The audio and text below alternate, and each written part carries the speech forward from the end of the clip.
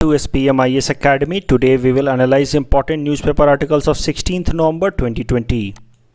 Please note you can download the PDF version of today's newspaper analysis by clicking the link given in the comment section. You can download the PDF version of October 2020 magazine from our website spmisacademy.com. You can also join our WhatsApp group through the link given in the description section for more study materials. This is the list of the topics that we'll cover from today's newspaper. The first article is taken from editorial segment. It talks about love jihad, and this topic is important from our syllabus paper 3 Indian polity point of view. तो ज़रा पहले समझते हैं कि ये love जिहाद है क्या. लव जिहाद इज ए कॉन्स्पिरेसी थ्योरी. सबसे पहले इसका मतलब समझ लेते हैं. कॉन्स्पिरेसी थ्योरी क्या होती है. ये कॉन्स्पिरेसी थ्योरी का मतलब ऐसी कुछ आइडियाज, ऐसी कोई थ्योरी जो कंक्रीट नहीं है, जिसके पीछे कोई फैक्ट या रियल बेस्ड आइडियाज़ या कॉन्सेप्ट्स नहीं हैं. वो बस कुछ लोगों की अपनी थॉट प्रोसेस है, कुछ लोगों का अपना अंडरस्टैंडिंग है या फीलिंग है, but it is not supported by a well established fact. इसको हम लोग कहते हैं कॉन्स्पिरेसी थ्योरी. अब लव जिहाद भी एक तरह का कॉन्स्पिरेसी थ्योरी है. मतलब it is some kind of feeling और understanding of few people, but it is not a well established concept. ये कॉन्स्पिरेसी थ्योरी है. इसके हिसाब से कुछ मुस्लिम मेन, मुस्लिम लड़के, they target non Muslim community women for marrying by feigning love. अगर सरल शब्दों में बोले तो वो मुस्लिम का रिलीजन के लड़के, इस्लाम रिलीजन के लड़के, वो नॉन इस्लामिक लड़कियों को अपने प्यार में फंसाते हैं ताकि उनसे वो शादी कर पाएँ और बाद में उनको अपने रिलीजन में कन्वर्ट कर पाएँ. ये है लव जिहाद का मतलब, जो कुछ लोगों का ऐसा फीलिंग है या उनकी अंडरस्टैंडिंग है.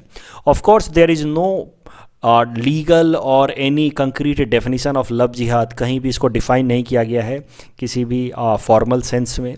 लेकिन इसको हाल फिलहाल में ये न्यूज़ में क्यों है, क्यों ये बार बार डिस्कस हो रहा है, करंट अफेयर्स में है, क्योंकि उत्तर प्रदेश और हरियाणा की सरकार ने कहा है कि जल्द ही वो एक कानून लेकर के आएंगे टू कर्ब लव जिहाद.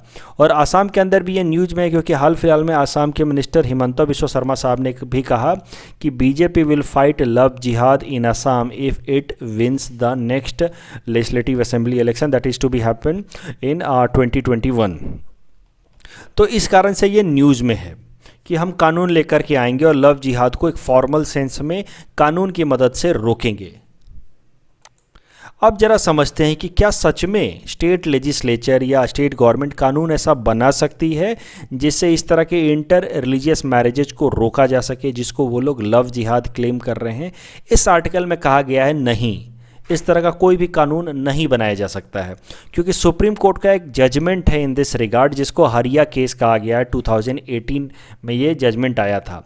सुप्रीम कोर्ट के जजमेंट के हिसाब से कोई भी दो अडल्ट वो आपस में शादी कर सकते हैं with consensus, irrespective of their religious background. उनका क्या रिलीजन है उससे फ़र्क नहीं पड़ता. अगर वो आपस में शादी करना चाहते हैं they can do so, and it is their fundamental right according to Supreme Court's verdict in Hadiya case. देखो हरिया केस को ज़रा समझ लेते हैं. यहाँ पे आप देख सकते हैं इनका नाम हरिया है. She is a Kerala women और इन्होंने इस्लाम धर्म में अपने आप को कन्वर्ट किया to marry Islamic person, a Muslim person, Shafin Jahan. Kerala high court में इनके मैरिज को चैलेंज किया गया कि आपकी मैरिज जो है वो इलीगल है, क्योंकि आपने लव जिहाद के दरमियान आपकी शादी हुई है, आपकी मैरिज हुई है just for the sake of conversion of your marriage. इस कारण से आपका जो ये मैरिज है वो लीगल नहीं है, इट इज़ वॉइड. और केरला हाई कोर्ट ने इसको जस्टिफाई भी किया और केरला हाई कोर्ट ने इनकी शादी को इलीगल डिक्लेयर कर दिया. केरला हाई कोर्ट ने कहा कि आपकी शादी बस आपके धर्म को परिवर्तन करने के लिए किया गया है. लेकिन again this was challenged in supreme court, और सुप्रीम कोर्ट ने इस हरिया केस में, इसका नाम ही इनके नाम के बाद रखा गया, इस हरिया केस में सुप्रीम कोर्ट ने कहा कि दो लोगों को अधिकार है मैरिज का विथ देयर कंसेंसस, अगर वो एडल्ट हैं तो, और ये उनका राइट टू प्राइवेसी है. देखो 2017 में ही सुप्रीम कोर्ट ने पुट्टा स्वामी जजमेंट में, पुट्टा स्वामी केस था 2017 का, उसमें सुप्रीम कोर्ट ने कहा था कि right to privacy is a fundamental right under article 21 right to life. तो हर इंसान को अपनी प्राइवेसी मेंटेन करने का अधिकार है और सरकार या स्टेट को उसमें इंटरफेयर करने का कोई भी पावर नहीं है। और राइट टू प्राइवेसी को ही एक्सटेंड करते हुए, उसका लॉजिकल एक्सटेंशन निकालते हुए सुप्रीम कोर्ट ने कहा कि हर एक इंसान को अपने हिसाब से शादी करने का भी राइट होना चाहिए। Right to marry a person of choice is also a kind of right to privacy. आप प्राइवेसी में क्या करते हैं, that is none of the concern of the state. और राइट टू प्राइवेसी एक फंडामेंटल राइट है अंडर आर्टिकल 21, तो इस हिसाब से right to marry a person of choice भी एक फंडामेंटल राइट हो जाएगा। और इस तरीके से हरिया केस के बाद right to marry person of a choice is a fundamental right under article 21। तो इस कारण से इस आर्टिकल में कहा गया कि अगर कोई स्टेट गवर्नमेंट कानून इस तरह का लाती भी है, लव जिहाद जैसे किसी भी आइडिया को रोकने के लिए in formal sense through a law, that law will be struck down in the Supreme Court according to Hadiya case of 2018। इस टॉपिक के बेसिस पे हमने आपको एक प्रैक्टिस क्वेश्चन दिया है। ये क्वेश्चन यूपीएससी 2019 प्रीलिम्स में आया था। उस टाइम में हरिया केस काफ़ी न्यूज़ में था, इसलिए ये क्वेश्चन आया था। You can attempt this question and you can submit the answer in the comment section.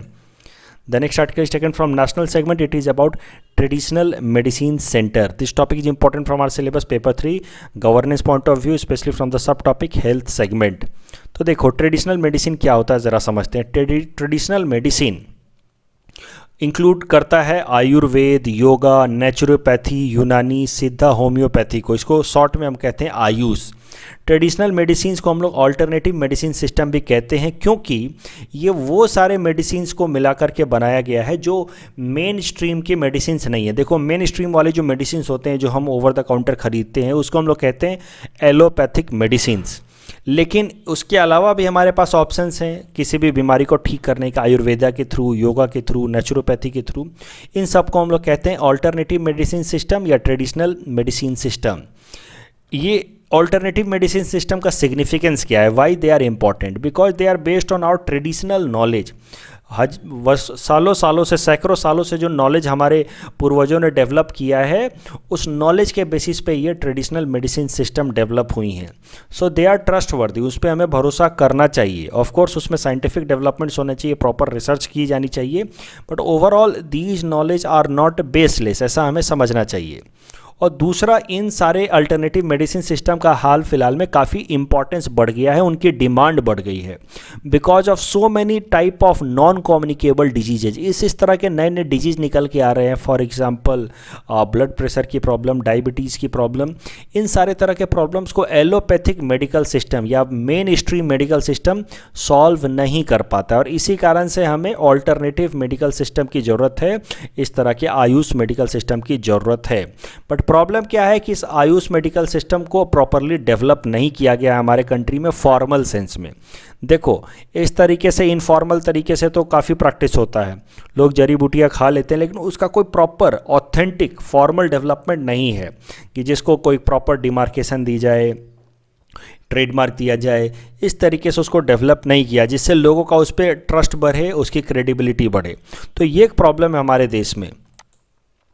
तो इस कारण से प्रेजेंट गवर्नमेंट ने काफ़ी सारे स्टेप्स लिए हैं ट्रेडिशनल मेडिसिन सिस्टम को फॉर्मल तरीके से डेवलप करने के लिए। 2014 में इस पर्पस से ही एक मिनिस्ट्री बनाई गई जिसका नाम रखा गया मिनिस्ट्री ऑफ आयुष। उसके अलावा हाल फिलहाल में एक कानून पास किया गया है जिसका नाम है institute of teaching and research in Ayurveda act 2020। इस कानून की मदद से अब हमारे देश में आयुर्वेदिक इंस्टीट्यूशंस खोले जाएंगे जहां पे आयुर्वेदा की टीचिंग होगी और उसके अंदर रिसर्च भी कराई जाएगी। और हाल फिलहाल में परसों की बात है जब प्रधानमंत्री मोदी ने 2 आयुर्वेदिक इंस्टीट्यूशंस को इनॉग्रेट किया, वन एट जामनगर और दूसरा जयपुर के अंदर। और ये जामनगर वाला इंस्टीट्यूशन है, इसको इंस्टीट्यूट ऑफ नेशनल इंपॉर्टेंस का भी टैग दिया गया है according to institute of teaching and research in Ayurveda act. इस बात का ध्यान रखेंगे, ये प्रीलिम्स एग्जाम में पूछ लिया जाएगा। 2 आयुर्वेदिक इंस्टीट्यूट्स खोले गए हैं जामनगर में और जयपुर में, लेकिन बस जामनगर वाले को टैग मिला है अभी इंस्टीट्यूट ऑफ नेशनल इंपॉर्टेंस का, जयपुर वाले को ये टैग नहीं मिला है। अब जरा देखते हैं कि करंट न्यूज़ क्या है। तो करंट न्यूज़ ये है कि WHO ने एक ग्लोबल सेंटर खोलने का फैसला किया है on traditional medicine in India. तो अब इंडिया के अंदर एक इंटरनेशनल इंस्टीट्यूट खोला जाएगा ऑन ट्रेडिशनल मेडिसिन्स। और ये जो WHO का फैसला है that is on the basis of its traditional medicine strategy 2014-23। देखो WHO ने 10 साल डिवोट किए थे, राइट फ्रॉम 2014 टू 2023 WHO ने फैसला किया था कि ये 10 साल में वो दुनिया के अंदर ट्रेडिशनल मेडिसिन सिस्टम को स्ट्रेंथन करेगी, पॉपुलर करेगी। और इसी इनिशिएटिव के अंतर्गत WHO ने एक फैसला किया है कि अब इंडिया के अंदर एक ग्लोबल सेंटर या इंटरनेशनल सेंटर खोला जाएगा। और ये जो अनाउंसमेंट किया है WHO ने that has been done on national Ayurveda day. तो जरा समझते हैं कि नेशनल आयुर्वेदा डे कब मनाया जाता है हमारे देश में।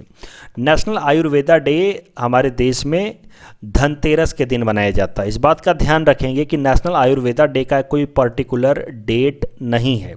जैसे चिल्ड्रंस डे मनाया जाता है 14 नवंबर को, उसका एक डेट है फिक्स, हर साल वो 14 नवंबर को आएगा। लेकिन नेशनल आयुर्वेदा डे इस तरीके से नहीं होता है कि इसको एक पर्टिकुलर डे पे मनाया जाए। धनतेरस जिस दिन भी पड़ता है उस दिन नेशनल आयुर्वेदा डे मनाया जाता है। जैसे इस साल वो 13 नवंबर को मनाया गया, बिकॉज इस साल वो 13 नवंबर को धनतेरस का दिन था। देखो धनतेरस जो टर्म है that is related with Dhanvantari. Dhanvantari हमारे पुराने ज़माने के एक फिजिशियन थे, एंशियंट इंडिया के फिजिशियन थे। तो उनके ही जन्म दिवस पे इसको मनाया जाता है। लेकिन उनका जन्म दिवस जो है वो एग्जैक्ट डेट में नहीं है, that is on the basis of Dhanteras.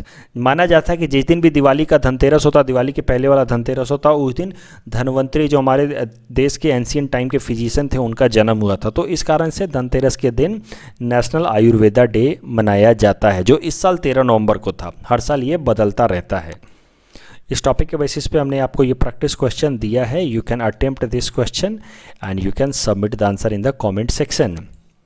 The next article is taken from national segment.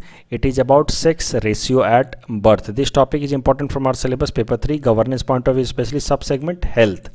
So देखते हैं, कॉन्टेक्स्ट समझते हैं। देखो 2018 report on vital statistics of India based on the civil registration system was released recently. अब ये एक बड़ा सा रिपोर्ट है। इस रिपोर्ट का नाम है vital statistics of India based on civil registration system. ये नाम से आपको पता चल रहा होगा कि वाइटल स्टैटिस्टिक्स, देश के जो इम्पोर्टेंट डाटा हैं, स्टैट्स हैं, उसकी रिपोर्ट पब्लिश की जाती है अंडर दिस। और ये रिपोर्ट जनरेट करते हैं रजिस्ट्रार जनरल ऑफ इंडिया द्वारा। उनकी ऑफिस ये रिपोर्ट को रिलीज़ करती है। देखो रजिस्ट्रार जनरल ऑफ इंडिया 1961 में इस ऑफिस को बनाया गया था, इस पोजीशन को, पोस्ट को बनाया गया था by ministry of home affairs, जिसका मेन काम है कि देश के अंदर जो भी इम्पॉर्टेंट डाटा हैं डेमोग्राफी को लेकर के, मतलब लोगों को लेकर के कि कितने तरह के, कितने पॉपुलेशन है, किस किस धर्म के लोग हैं, कितनी उनकी लिटरेसी है, क्या सेक्स रेशियो, ये जो इम्पॉर्टेंट डेमोग्राफिक डाटा हैं जिसको वाइटल स्टैटिस्टिक्स भी बोलेंगे देश का, वो सब डाटा को काउंट करने का, उसको रजिस्टर करने का, उसको फिर एनालाइज करने का, ये सब पर्पस से एक ऑफिस बनाई गई है रजिस्ट्रार जनरल ऑफ इंडिया। और उसके जो चीफ होते हैं उनको हम लोग कहते हैं रजिस्ट्रार जनरल ऑफ इंडिया। और इनका काम ही होता है कि इंपॉर्टेंट डेमोग्राफिक डाटास को निकालें। और इसी चीज़ को फॉलो करते हुए इनकी ऑफिस ने, office of registrar general of India ने vital statistics of India based on civil registration system publish किया। ये रजिस्ट्रार जनरल ऑफ इंडिया की ऑफिस ही है जो इंडिया के अंदर सेंसस कराती है हर 10 साल में। आपको पता है 2011 में लास्ट सेंसस हुआ था, अगला सेंसस 2021 में होगा। करंट जो रजिस्ट्रार जनरल ऑफ इंडिया हैं ही Shri Vivek Joshi and he is current registrar general of India. अभी ज़रा देखते हैं जो करंट डाटा रिलीज हुआ है, जो करंट रिपोर्ट रिलीज हुई है, उसके कुछ इंपॉर्टेंट फैक्ट्स को देखते हैं। So the current report is about sex ratio at birth. मतलब जो बच्चों का जन्म होता है, जन्म के टाइम में इन जनरल कितने फीमेल हैं और कितने मेल चाइल्ड हैं। Sex ratio at birth is the number of female born पर 1000 मेल। तो जितने भी बच्चे जन्म लिए, हर 1000 मेल चाइल्ड के रेशियो में कितने फीमेल चाइल्ड का जन्म हुआ है, उसको हम लोग कहते हैं सेक्स रेशियो एट बर्थ। और सेक्स रेशियो एट बर्थ में की फाइंडिंग जो है उसके हिसाब से हमें पता चला है कि अरुणाचल प्रदेश के अंदर हर एक 1000 मेल चाइल्ड पे 1084 फीमेल चाइल्ड का जन्म होता है। That is the highest. ये हमारे देश में सेक्स रेशियो एट बर्थ में अरुणाचल प्रदेश सबसे आगे है, उसके बाद नागालैंड है। और दोनों में काफ़ी अंतर है। अरुणाचल प्रदेश 1084 पे, नागालैंड 965 पे, फिर मिजोरम है, फिर केरला है, फिर कर्नाटका है। लेकिन अगर वर्स्ट की बात की जाए तो मणिपुर है। तो जो बेस्ट है और जो वर्स्ट है दोनों ही नॉर्थ ईस्ट में, अरुणाचल प्रदेश बेस्ट है और मणिपुर वर्स्ट है। उसके बाद लक्षद्वीप है, फिर दमन दीव है। ये जो डाटा लिया जाता है सेक्स रेशियो एट बर्थ, उसमें वो रजिस्ट्रेशन करना ज़रूरी होता है। 21 दिनों के अंदर जिन जिन बच्चों के बर्थ को रजिस्टर किया गया उसको काउंट किया जाता है। मतलब आज मान लो किसी बच्चे का जन्म हुआ और 21 दिन के अंदर उसको उसके बर्थ सर्टिफिकेट को बनाने के लिए अगर रजिस्ट्रेशन कर दिया गया तो उस बच्चे को काउंट किया जाता है for the sake of calculating sex ratio at birth. The next article is taken from economy segment. It is about RCEP, Regional Comprehensive Economic Partnership, that has been signed. This topic is important from our syllabus paper 4 Indian economy point of view. So समझते हैं ये RCEP है क्या। देखो, RCEP was a proposed free trade agreement between 16 Asia Pacific countries. ये है Asia Pacific, कई दफ़ा मैं कॉन्सेप्ट समझा चुका हूँ। ये जो ट्रांजिशनल एरिया है इंडियन ओशन और पैसिफिक ओशन के बीच का ये जो लैंड वाला एरिया है, इसको हम लोग कहते हैं एशिया पैसिफिक एरिया। और इसके ये कंट्रीज हैं जिसको हम लोग कहते हैं एशिया पैसिफिक कंट्रीज। और ये एशिया पैसिफिक कंट्रीज ने 2010 में मिलकर के फैसला लिया। ये 16 एशिया पैसिफिक कंट्रीज हैं, इन्होंने 2010 में मिलकर फैसला लिया कि वो लोग आपस में एक फ्री ट्रेड एग्रीमेंट साइन करेंगे। इंडिया भी इसका हिस्सा है, लेकिन इंडिया ने 2010 से हर एक नेगोशिएशन में इंडिया ने हिस्सा लिया, लेकिन बिल्कुल लास्ट मिनट में जाकर के दिसंबर 2019 में इंडिया ने फैसला लिया कि it will not be part of this free trade agreement, regional comprehensive economic partnership. तो इंडिया के पुल आउट करने के बाद बस 15 कंट्री रह गए। 10 तो आसियान कंट्रीज़ हैं। पहले भी इन आसियान कंट्रीज़ के बारे में मैं आपको बता चुका हूँ। There Myanmar, Thailand, Singapore, Malaysia, Indonesia, Brunei, Cambodia, Philippines and Vietnam. ये 10 आसियान कंट्रीज हैं। उसके अलावा जो 5 बचे हैं वो हैं Australia, New Zealand, China, south Korea and Japan. Total 16 थे। India has pulled out, so now 15 countries have remained. India ने क्यों पुल आउट कर लिया वो भी ज़रा समझ लेते हैं। तो देखो, इंडिया का काफ़ी ज़्यादा ट्रेड डेफिसिट है चाइना के साथ, ऑस्ट्रेलिया के साथ और न्यूजीलैंड के साथ। मतलब इन कंट्री से बहुत ज़्यादा इंपोर्ट आता है इंडिया के अंदर, और इंडिया उस हिसाब से इतना एक्सपोर्ट कर नहीं पाता इन कंट्रीज़ में। तो ओवरऑल हमारा ट्रेड डेफिसिट है। चाइना से जो चीज़ें आती हैं हमारे देश में इंपोर्ट होती हैं वो है राइस, वीट या इंडस्ट्रियल मटेरियल जैसे कि स्टील या सीमेंट। जबकि ऑस्ट्रेलिया और न्यूजीलैंड से खासकर जो प्रोडक्ट्स आते हैं हमारे यहाँ पे इंपोर्ट होते हैं वो है milk products and milk powder and cheese. और अगर हमने RCEP ज्वाइन कर लिया फॉर्मल सेंस में तो इन सारे कंट्रीज़ के साथ हमारा फ्री ट्रेड एग्रीमेंट हो जाएगा। चाइना के साथ हो जाएगा और न्यूजीलैंड के साथ हो जाएगा, ऑस्ट्रेलिया के साथ हो जाएगा। और ये कंट्रीज़ ऑलरेडी हमारे देश में बहुत ज़्यादा प्रोडक्ट बेचती हैं। और अगर फ्री ट्रेड एग्रीमेंट साइन हो गया तो हमें अपना टैरिफ कम करना होगा, हमें अपना इंपोर्ट ड्यूटी जो इन कंट्री से इंपोर्ट आ रहे हैं उसके लिए इंपोर्ट ड्यूटी कम करना होगा। तो उससे होगा क्या कि more products will flow from these countries to India. इनसे और ज़्यादा मिल्क प्रोडक्ट और मिल्क पाउडर और चीज़ इंडिया में आएंगे फ्रॉम ऑस्ट्रेलिया, न्यूजीलैंड। तो हमारे फार्मर्स को निगेटिव इम्पैक्ट होगा। यहाँ चाइना से और ज़्यादा वीट, राइस आएगा, इंडस्ट्रियल प्रोडक्ट आएगा, तो हमारी इंडस्ट्रीज़ को, हमारे फार्मर्स को और नुकसान होगा। तो ये था कंसर्न इंडिया का, और इस कारण से इंडिया ने कहा था कि India is willing to join RCEP, but India wanted a extraordinary या emergency feature, emergency clause. Emergency clause ये था कि अगर इंडिया को कभी भी लगे कि उसके देश में बहुत ज़्यादा इंपोर्ट आ रहा है from these countries, Australia, New Zealand and China, तो उस केस में इंडिया को अधिकार होना चाहिए कि एक्स्ट्रा ऑर्डिनरी टाइम में वो अपनी इंपोर्ट ड्यूटी को बढ़ा सके for the sake of its own industry, for the sake of its own farmer. लेकिन इस प्रोविज़न को अलाउ नहीं किया गया। India's concerns were not respected, not taken care of, and that is why India pulled out of this proposed free trade agreement named RCEP। अब current news ये है कि RCEP फाइनली साइन हो गया है इन हनोई सिटी। एक RCEP की एक मीटिंग हुई थी जिसमें Hanoi city, that is capital city of Vietnam, वहाँ पे RCEP फाइनली साइन हो गया है। और इसके साथ ही अब ये जो प्रपोज्ड एग्रीमेंट था that has finally become a active free trade agreement between these 15 countries. India अभी भी इसको ज्वाइन कर सकता है, RCEP को ज्वाइन कर सकता है, अगर इंडिया फॉर्मली एक लेटर ऑफ इंटेंट जमा करे in written form to these RCEP countries, then India will be allowed to join RCEP। अब जरा देखते हैं कि इंडिया ने अगर मेंबरशिप छोड़ी है RCEP की तो उससे क्या इंडिया को बहुत ज़्यादा नुकसान होगा, जरा समझते हैं। इस आर्टिकल में बताया है कि इंडिया को कोई बहुत ज़्यादा नुकसान नहीं होने वाला है। क्यों? क्योंकि जो भी मेजर कंट्रीज़ हैं RCEP के जिनके साथ ट्रेड करके इंडिया को फ़ायदा हो रहा है, उनके साथ इंडिया का ऑलरेडी फ्री ट्रेड एग्रीमेंट है। तो देखो ये सारे आरसीईपी कंट्रीज़ हैं जिसमें से चाइना, न्यूजीलैंड और ऑस्ट्रेलिया के साथ ट्रेड करने से हमें खुद नुकसान होता है। इन कंट्रीज़ के साथ हमारा फ्री ट्रेड एग्रीमेंट नहीं है। लेकिन बाकी जो भी आरसीईपी के कंट्रीज़ हैं, जैसे आसियान कंट्रीज़ हैं, 10 आसियान कंट्रीज़ हैं, उनके साथ हमारा फ्री ट्रेड एग्रीमेंट ऑलरेडी है। इंडिया आसियान का फ्री ट्रेड एग्रीमेंट आप देखो ऑलरेडी है पूरे आसियान के साथ। आप देखो यहाँ पे आसियान के साथ ये सारे ग्रुप्स ऑफ कंट्रीज हैं जिनके साथ इंडिया का ऑलरेडी फ्री ट्रेड एग्रीमेंट है। तो आसियान के साथ हमारा फ्री ट्रेड एग्रीमेंट ऑलरेडी है। अब एक्स्ट्रा आरसीईपी में जाने से कोई खास फ़ायदा तो होगा नहीं। जापान के साथ हमारा free trade agreement already signed है। ओके, साउथ कोरिया के साथ हमारा free trade agreement already signed है। तो जिनके साथ भी ट्रेड करके हमें फ़ायदा हो रहा है वो सब के साथ तो हमारा फ्री ट्रेड एग्रीमेंट ऑलरेडी है। ऑस्ट्रेलिया के साथ, न्यूजीलैंड के साथ और चाइना के साथ ट्रेड करके, लिबरल ट्रेड करके हमें वैसे ही नुकसान होता है। So free trade agreement RCEP को अगर हम ज्वाइन करेंगे तो हमें ज़्यादा नुकसान ही होगा। चाइना, ऑस्ट्रेलिया और न्यूजीलैंड के साथ भी हमारा एक तरह का फ्री ट्रेड एग्रीमेंट हो जाएगा, that India does not want. बाकी सब जो आरसीईपी में है वो ऑलरेडी हमारे साथ उनका फ्री ट्रेड एग्रीमेंट है। So it does not make much difference. वैसे इंडिया ने आरसीईपी नहीं ज्वाइन किया तो उसके और भी बहुत सारे इंप्लीकेशंस हो सकते हैं, पॉलिटिकल इंप्लीकेशन भी हो सकता है। वो सब हम आने वाले टाइम में और ज़्यादा इस पे आर्टिकल्स आएंगे तो उसको हम लोग और कवर करेंगे। इस टॉपिक के बेसिस पे हमने आपको ये प्रैक्टिस क्वेश्चन दे रखा है। You can attempt this question and you can submit the answer in the comment section. The next article is taken from environment segment. It is about Tristan da Cunha that has developed a massive marine protection zone. This topic is important from our syllabus paper for environment point of view. तो देखो ट्रिस्टान दा कूना ये है क्या? It is an archipelago. Archipelagos मतलब group of small island, chain of small island, छोटे छोटे आइलैंड्स हैं।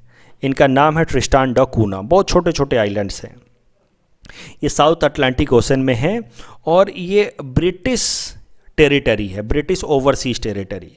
जैसे ब्रिटिशर्स ने इंडिया को भी कैप्चर कर रखा था तो वो ब्रिटिश की ओवरसीज टेरिटरी थी। इंडिया उस टाइम में जब तक हम आज़ाद नहीं होते तब तक वो हम लोग ब्रिटिश की ओवरसीज टेरिटरी थे।